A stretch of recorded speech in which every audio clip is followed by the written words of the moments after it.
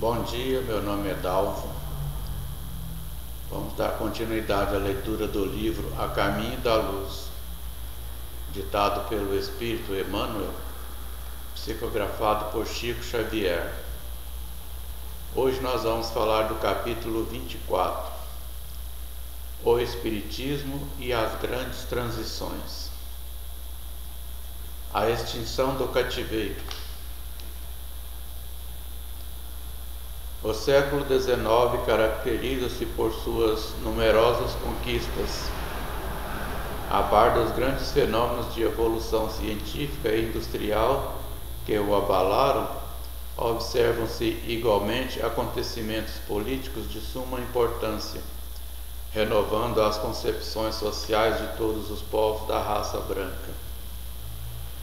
Um desses grandes acontecimentos é a extinção do cativeiro. Cumprindo as determinações do Divino Mestre, seus mensageiros do plano invisível laboram junto aos gabinetes administrativos de modo a facilitar a vitória da liberdade. As decisões do Congresso de Viena, reprovando o tráfico de homens livres, encontraram funda repercussão em todos os países. Em 1834, o parlamento inglês resolve abolir a escravidão em todas as colônias da Grã-Bretanha. Em 1850, o Brasil suprime o tráfico africano. Na revolta de 1848, a França delibera a extinção do cativeiro em seus territórios. Em 1861, Alexandre II da Rússia declarava livres todos os camponeses que trabalhavam sob o regime da escravidão. E de 1861 a 1865, uma guerra nefanda devasta o solo hospitaleiro dos Estados americanos do Norte, na luta da secessão, que termina com a vitória da liberdade e das ideias progressistas da grande nação da América, o socialismo. Grandes ideias florescem na mentalidade de então. Ressurgem aí as antigas doutrinas da igualdade absoluta. Aparece o socialismo propondo reformas viscerais e imediatas. Alguns idealistas tocam a utopia de Tomás More, ou a República Perfeita, idealizada por Platão. Fundam-se as alianças de anarquismo às sociedades de caráter universal. Uma revolução sociológica de consequências imprevisíveis ameaça a estabilidade da própria civilização, condenando-a à destruição mais completa. O fim do século que passou é o cenário vastíssimo dessas lutas inglórias. Todas as ciências sociais são chamadas aos grandes debates levados a efeito entre o capitalismo e o trabalho, onde se encontram, porém, as forças morais capazes de realizar o grande milagre da elucidação de todos os espíritos. A Igreja Romana, que nutria a civilização ocidental desde o seu berço, era, por força das circunstâncias, a entidade indicada para resolver o grande problema. Todavia, após as afirmativas do Sílabo e depois do famoso discurso do bispo Strossmayer em 1870, o Vaticano, quando Pio IX decretava a infalibilidade pontifícia, semelhante equação era muito difícil por parte da Igreja. Entretanto, Leão XIII vem ao campo da luta com a encíclica Rerum Novarum, tentando conciliar o braço e o capital, apontando a cada qual os seus mais sagrados deveres. Se o efeito desse documento teve considerável importância para as classes mais cultas do Velho e do Novo Mundo, tanto não se deu com as classes mais desfavorecidas, fartas de palavras. Restabelecendo a verdade. O Espiritismo vinha desse modo na hora psicológica das grandes transformações, alentando o espírito humano para que se não perdesse o fruto sagrado de quantos trabalharam e sofreram no esforço penoso da civilização.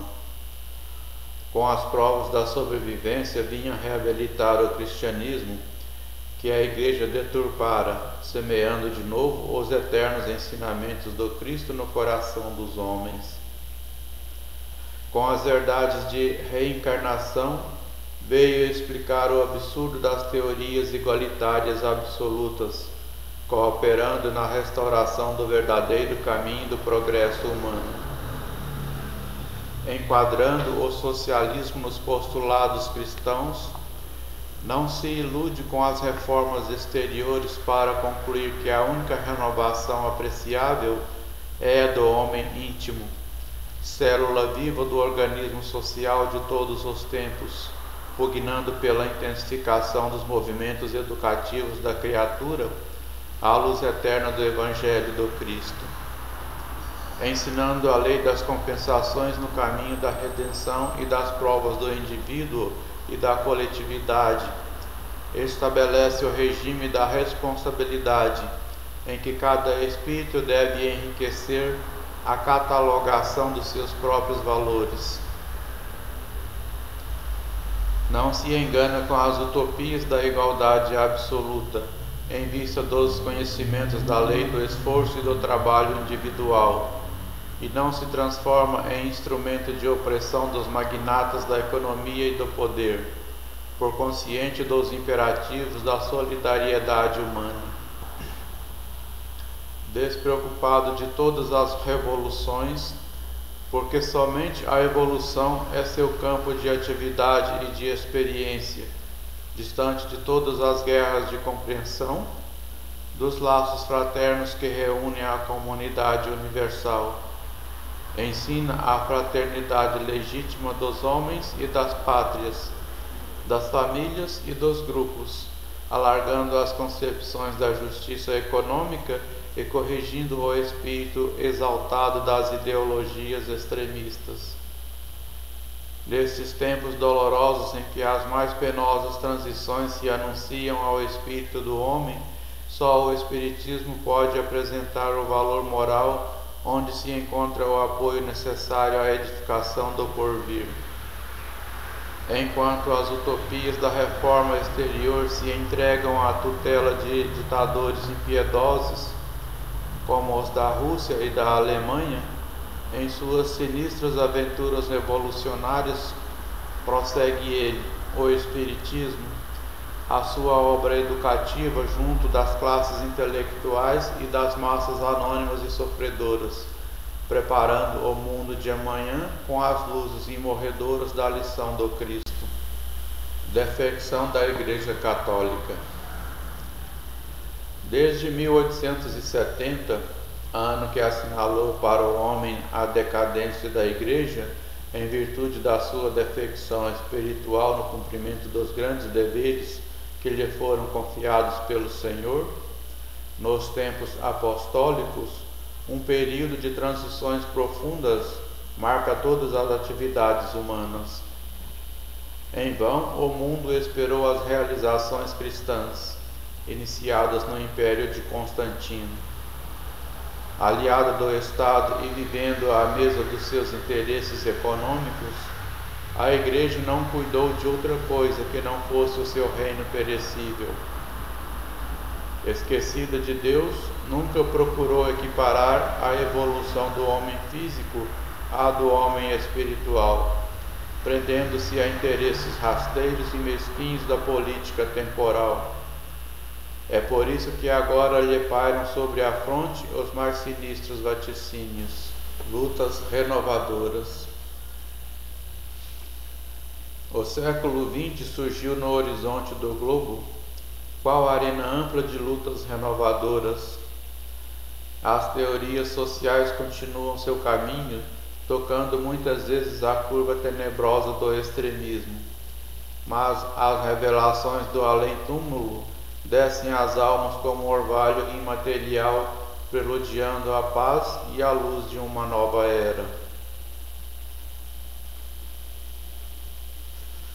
Numerosas transformações são aguardadas e o Espiritismo esclarece os corações, renovando a personalidade espiritual das criaturas para o futuro que se aproxima. As guerras russo-japonesa e a europeia de 1914-1918 foram pródromos de uma luta maior que não vem muito longe e dentro da qual o planeta alijará todos os espíritos rebeldes e galvanizados no crime, que não souberam aproveitar a dádiva de numerosos milênios no patrimônio sagrado do tempo. Então a Terra, como aquele mundo longínquo da capela, ver-se-á livre das entidades endurecidas do mal, porque o homem da radiotelefonia e do transatlântico precisa de alma e sentimento a fim de não perverter as sagradas conquistas do progresso.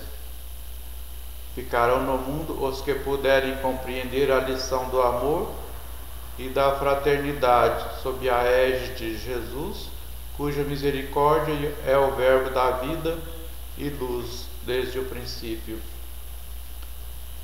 Época de lutas amargas desde os primeiros anos desse século, a guerra se alinhou com caráter permanente em quase todas as regiões do planeta. A Liga das Nações, o Tratado de Versalhes, bem como todos os pactos de segurança da paz, não têm sido senão fenômenos da própria guerra, que somente terminarão com o apogeu dessas lutas fratricidas no processo de seleção final das expressões espirituais da vida terrestre, a América e o futuro. Embora compelida a participar das lutas próximas, pelo determinismo das circunstâncias de sua vida política, a América está destinada a receber o cetro da civilização e da cultura na orientação dos povos por vindouros. Em torno dos seus celeiros econômicos, reunir-se-ão as experiências europeias, aproveitando o esforço penoso dos que tombaram na obra de civilização do Ocidente para a edificação do homem espiritual, que há de sobrepor-se ao homem físico do planeta, no pleno conhecimento dos grandes problemas do ser e do destino. Para esse desiderato grandioso, apresta-se o plano espiritual no afã de elucidação dos nobres deveres continentais. O esforço sincero de cooperação no trabalho de construção da paz não é aí uma utopia, como na Europa saturada de preconceitos multisseculares. Nos campos exuberantes do continente americano estão plantadas as sementes de luz da árvore maravilhosa da civilização do futuro. Jesus. Há no mundo um movimento inédito de armamentos e munições. Teria começado neste momento? Não.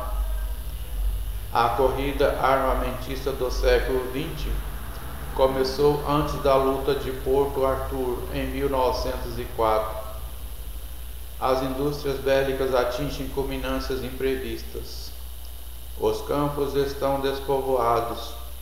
Os homens se recolheram às zonas de concentração militar, esperando o inimigo, sem saber que o adversário está em seu próprio espírito. A Europa e o Oriente constituem um campo vasto de agressão e terrorismo, com exceção das repúblicas democráticas, que se veem obrigadas a grandes programas de rearmamento em face do moloque do extremismo. Onde os valores morais da humanidade, as igrejas estão amordaçadas pelas injunções de ordem econômica e política.